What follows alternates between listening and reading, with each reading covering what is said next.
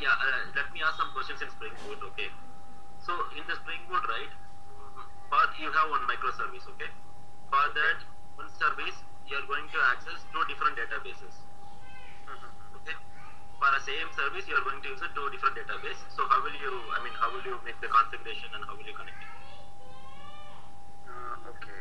We'll be having like two different databases.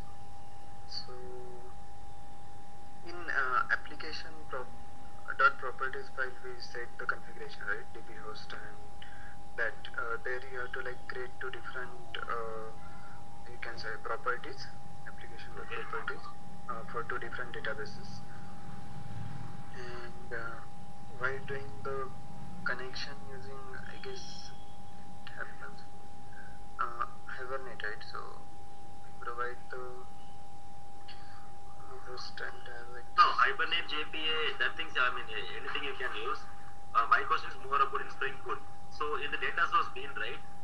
So you have a two different set of properties in application that property. How will you, Right. how will you make a connection using your data source bean? In data source bean, what are the annotations you are going to use?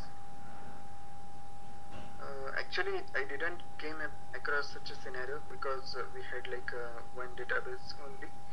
But let me think about it. Give me a second. Okay. So your like data source. Or we can do one thing. There is no need for two database. Okay, only one database. Keep only one database. And how will you connect? How will you connect that one database using your Spring Boot service? So as you mentioned that data source being, so we have to provide it like host, password, and username of your Okay. database. So using that credentials, it connects to the database actually. Yeah, that's correct. But my expectation is code level. What are the annotations you are going to use? For example, at qualifier. Okay, in data source bean, there is an annotation at qualifier. What is the use of at qualifier? Then what are the annotations you are going to use? Okay, so maybe I have missed that one, so I'm not Okay, able to fine. recollect it. Yeah, yeah, no. In application that property, you have a couple of custom properties. Okay, but have one property. How will you invoke that property inside your class file?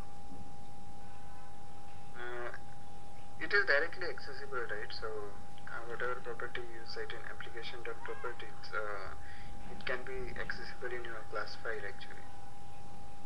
Directly accessible means, how will you get that value? Any annotations are there at controller, at component, at value, any.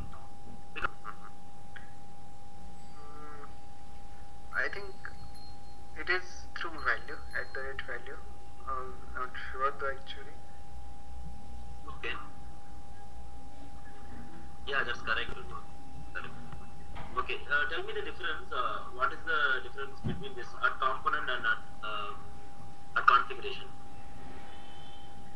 At the configuration, so it's the annotation where we set the basic configurations, and at the rate component, it is like for mentioning that this is a component, so that at the time of component scan, it can find out like this is the component that you are referring to. So that's what I know about it. Means at the rate configuration, I think it is used for like setting up the configurations. Okay. Okay. So in Spring Boot, right? What is the default application server? Apache Tomcat. Yeah. So yeah. So I don't want to use Apache Tomcat. I want to replace Tomcat with Jetty server. Okay. So how will you do that? How will you configure Jetty server instead of Apache Tomcat?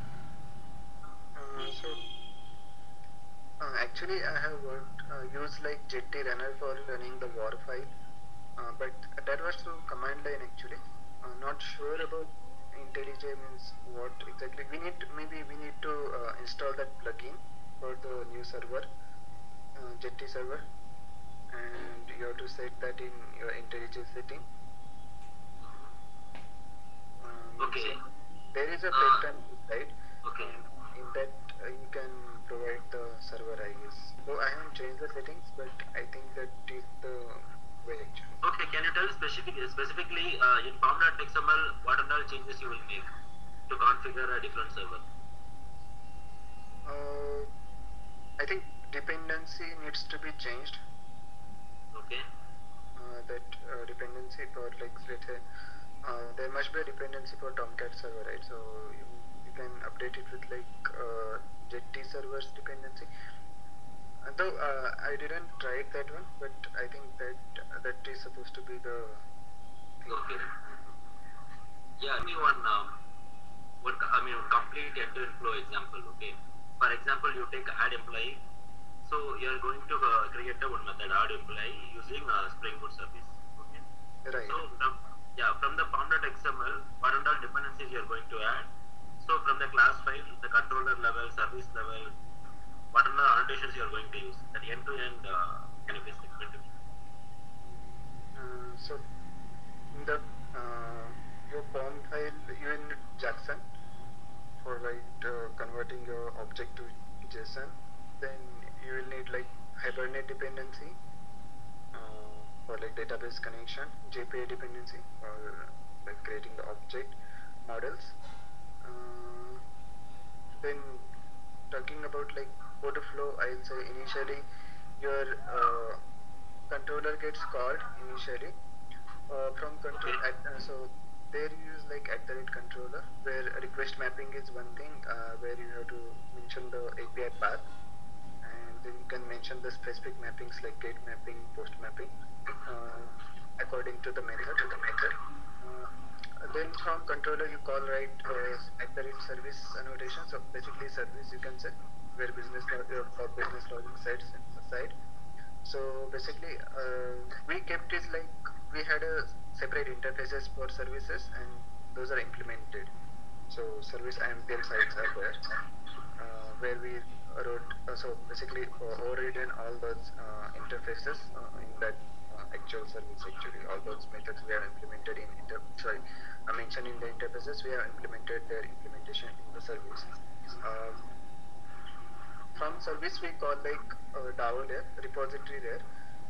So there also we had like interfaces only. So basically that's where we use interface itself actually. We didn't need to implement the method. So internally Hibernate implements that method. We just need to mention the queries. Either JPQL you can use, or you can use native queries also in the @repository, and you need to have like @entity which is used by these repositories. So entities are nothing but actual mapping of your database table to your code. So there you mention different constraints for the fields, like whether you want it to be nullable or it is not supposed to be null. These constraints you can add, and also you can mention the relationship. Okay. The add employee method is there, right? There I want to add couple of parameters optional and a couple of, by default it is mandatory. Okay. So how will you make that parameters are optional? So I think in that case we have like annotation path params and body params, right? Request params. So there you have to mention which parameter is supposed to be optional. So no. My question is, how will you make it? What is the exact name of that annotations or that value? Actually, I am not recollecting it. I have done it actually. So yeah, that's fine. Okay. So have you worked in microservices? I have worked in microservices. So actually, okay. So yeah, the tool like Docker, Kubernetes. Do you have any experience? I have. Okay. Okay, can you tell me what is Docker and what is the advantage of using Docker?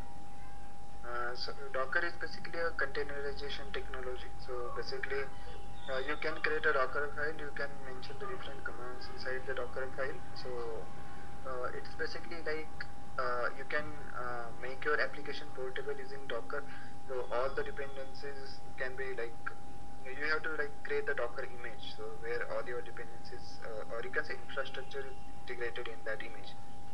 So which can act like a standalone application. So whenever you have on whichever machine you have like Docker engine installed, you can run your application. You can say Docker image over there. So so it is Okay, yeah, can you give me some commands? What are the Docker commands you used in your Docker file? Some sample commands. So Docker PS, we have used like listing out the Docker services that are up and running, and then Docker list, RM list, I guess RMI list. Sorry, Docker images list. So basically, these are the Docker images. Docker container list where containers are listed. Then Docker RMI, then type of the image to remove that Docker image. Then Docker run is there. Docker build is there. Docker build uses a Docker file, so you have to provide the path of Docker file there.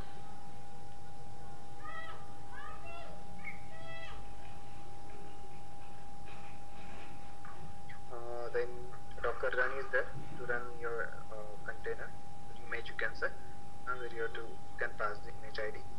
Docker stop command is there. So these are some of the commands that we majorly used. Okay. So in your previous projects, how you created a Docker image? Which tool you used? So I have used Docker recently on only one project. So to create Docker image, so Docker build will create a container, right? So yeah.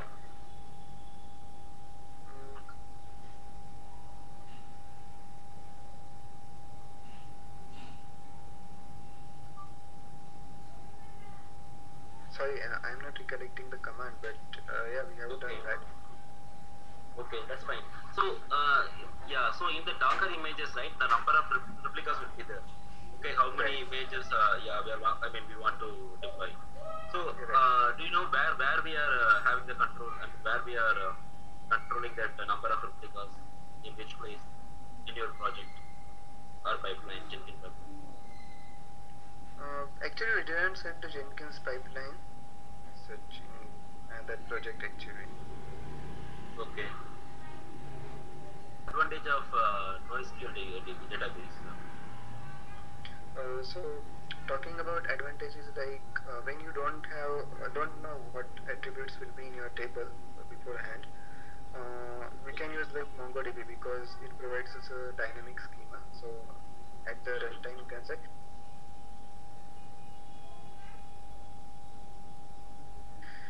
you can add your new attributes in your document of that Mongo. Okay. So in MongoDB, so each record can have a different schema, right? Or each record should have a same schema? No, it can have a different schemas. Okay. Then what is the, that is the one advantage. What is the main advantage of using a NoSQL database compared with traditional DB? So you can have a dynamic schema. So at the you can create whatever you want. The fields can be dynamic, so you can add anything you want. In case of like structured query language, that is not possible. You have to like alter the table, then automatically all the values will be like null. So your space will also be saved in case of MongoDB because you are only storing what you are needing. So yeah.